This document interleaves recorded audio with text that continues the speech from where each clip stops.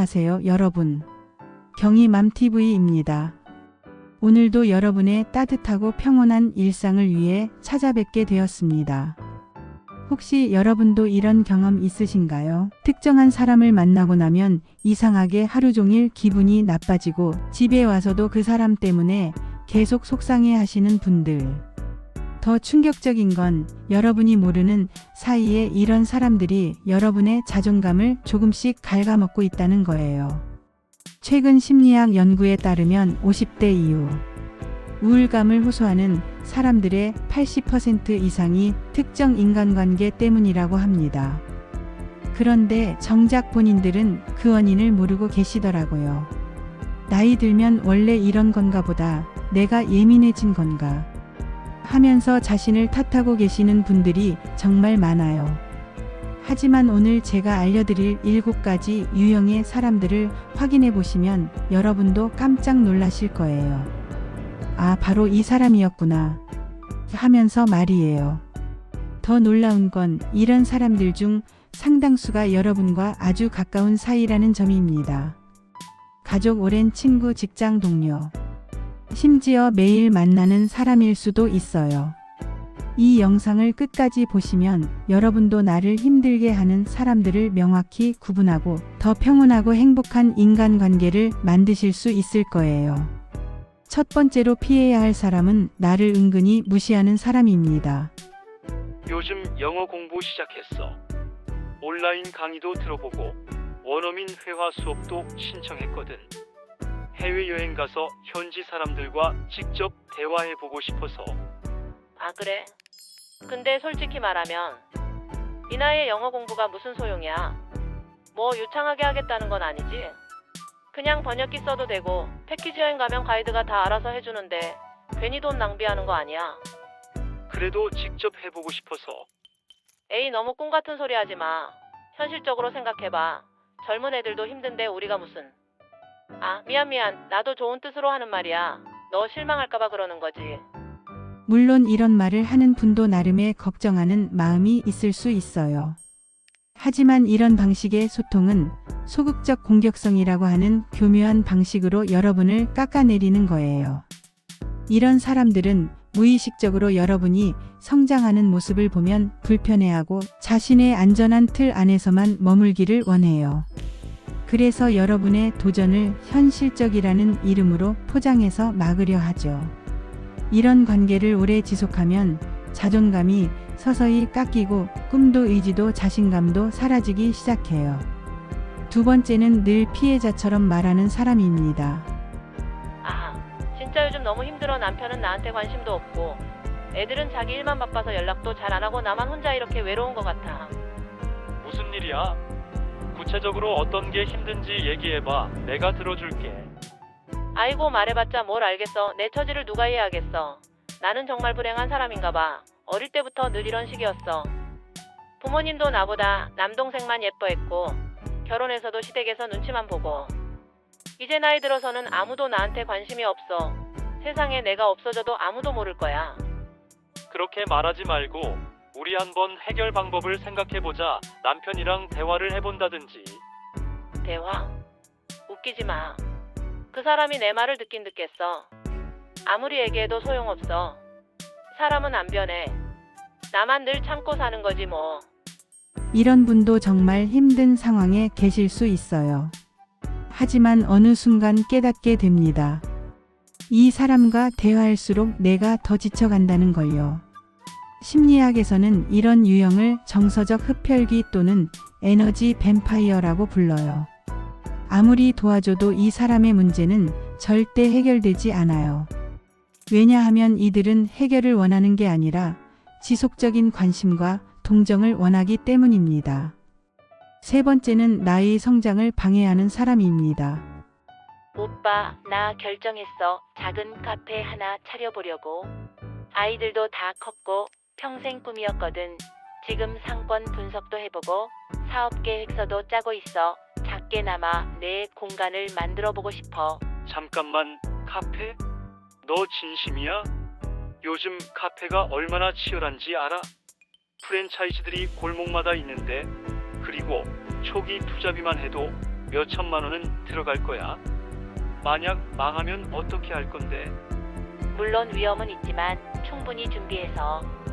야, 나이가 몇인데 아직도 그런 꿈 같은 생각을 해. 안정적으로 살아야지. 실패하면 가정 경제가 흔들려. 남편은 뭐라고 하는데? 분명 반대할 걸? 아니, 내가 너 걱정돼서 하는 말이야. 요즘 자영업이 얼마나 어려운지 뉴스 안 봐? 코로나 이후로 얼마나 많은 자영업자들이 문 닫았는데 현실을 좀 봐. 분명 이분도 진심으로 걱정하는 마음에서 하는 말일 수 있어요. 실제로 창업은 위험 부담이 있는 것도 사실이고요. 하지만 문제는 이런 방식의 소통이에요. 걱정돼서 그런다. 현실을 말해주는 거야 라고 말하지만 그 말 속에는 그 사람이 경험하지 못한 삶에 대한 두려움이 숨어 있고 여러분의 성장 자체를 견딜 수 없는 불안감이 감춰져 있어요. 여러분의 나이는 어떤 시작을 막을 이유가 되지 않습니다.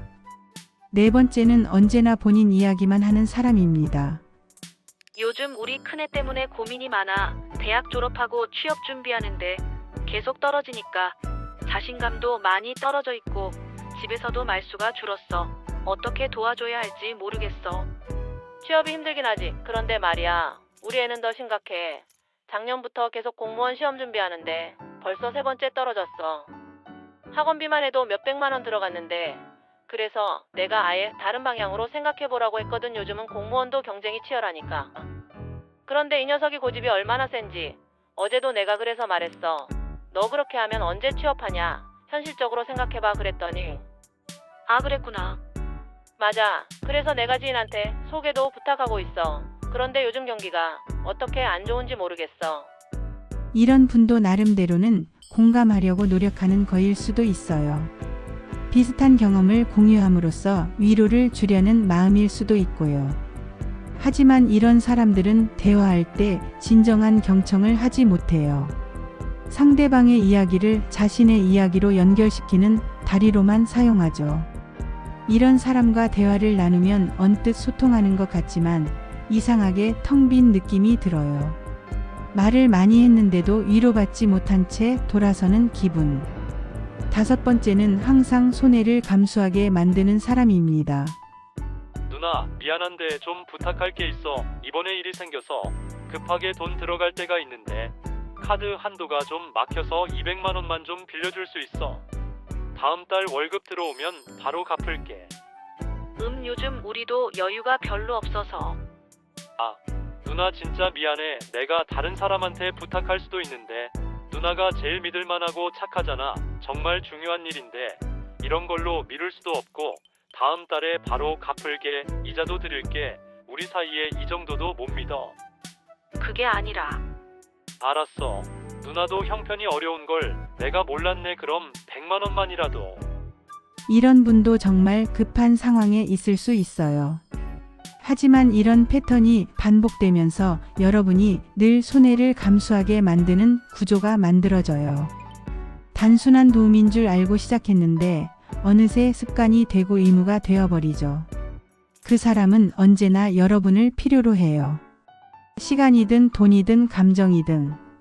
그리고 여러분이 내어주는 걸 고맙다고 여기기보다 당연하다고 여기기 시작합니다. 착한 것과 호구는 달라요. 도움은 선택이어야지 감정적 압박을 통한 강요가 되어서는 안 돼요. 6번째는 진심을 왜곡하는 사람입니다. 오빠 아까 모임에서 내가 요리 얘기할 때 너는 요리밖에 관심 없어서 답답해라고 말한 거 좀 상처였어. 다른 사람들 앞에서 그렇게 말하니까 되게 부끄러웠거든. 뭔 소리야? 내가 언제 그런 뜻으로 말했어? 나는 너가 요리를 잘한다고 칭찬한 거였는데 요리 실력이 정말 좋다고 자랑한 거였어.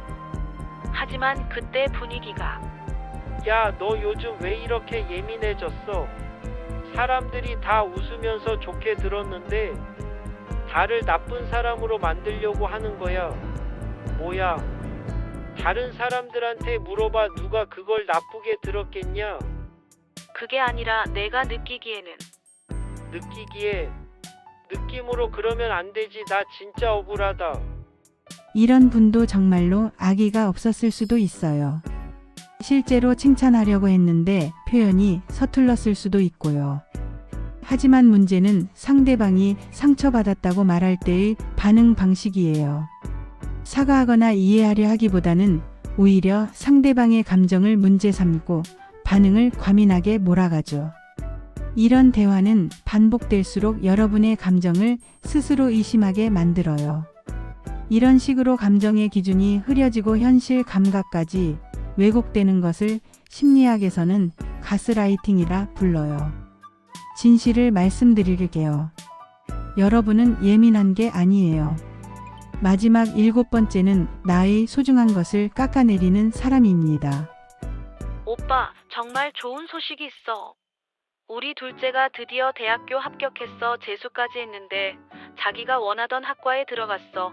어제 발표 나고 온 가족이 정말 기뻤거든. 아, 그래. 요즘 대학 들어가는 게 옛날만큼 어려워. 학령 인구도 줄어들고 솔직히 우리 때보다는 훨씬 쉬워졌잖아. 재수까지 했으면 당연히 들어가야지. 그게 뭐 대단한 일이야. 그래도 애가 정말 열심히 했거든. 열심히야 다들 하는 거고 요즘 애들은 학원도 다니고 과외도 받고 우리 때처럼 혼자 공부한 것도 아니잖아. 그리고 솔직히 그 대학이 뭐 그렇게 대단한 대학이야. 취업률도 별로라던데 차라리 전문대 가서 기술 배우는 게 나을 수도 있어. 이런 분도 나름대로는 현실적인 조언을 해주려는 마음일 수 있어요. 아이의 미래를 걱정하는 마음에서 하는 말일 수도 있고요. 하지만 이런 방식은 여러분이 소중히 여기는 순간과 가치를 깎아내리는 거예요. 그 순간 여러분은 말이 사라져요. 설명하고 싶지만 설명할수록 더 우습게 들릴 것 같아서 입을 다물게 되죠. 여러분의 감정, 여러분이 지킨 사람, 여러분이 소중히 여긴 순간과 가치들은 절대 하찮지 않습니다. 그것은 여러분이 살아오며 마음을 다해 품었던 진심의 결과이고 그 누구도 비웃을 수 없는 여러분 인생의 중요한 조각들이에요.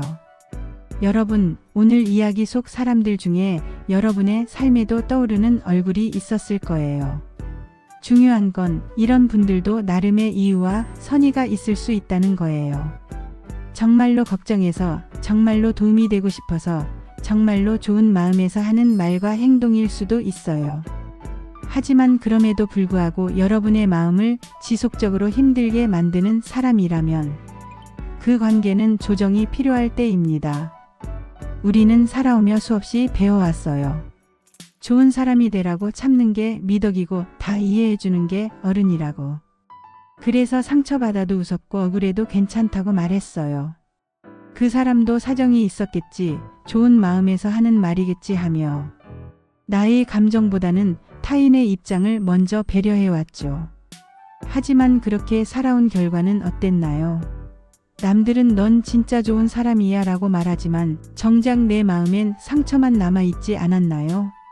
선을 긋는 건 누군가를 밀어내기 위함이 아니라 나를 지키기 위한 시작이에요.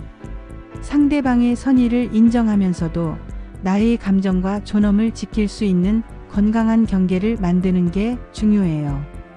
나이가 들수록 우리는 사람 수보다 사람의 깊이를 중요하게 여겨야 해요.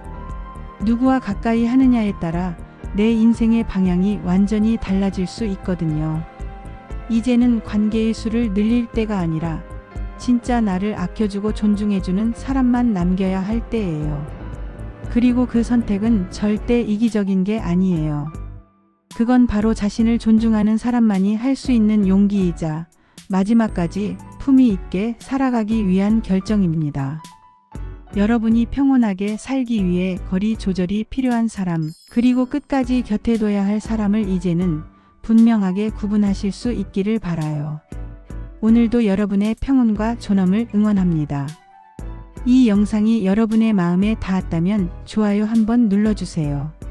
그리고 구독을 통해 앞으로도 마음을 지키는 따뜻한 이야기 함께 나눠보아요. 댓글로 여러분의 경험도 나눠주시면 더욱 감사하겠습니다. 다음에도 여러분의 행복한 삶을 위한 따뜻한 이야기로 찾아뵙겠습니다. 감사합니다.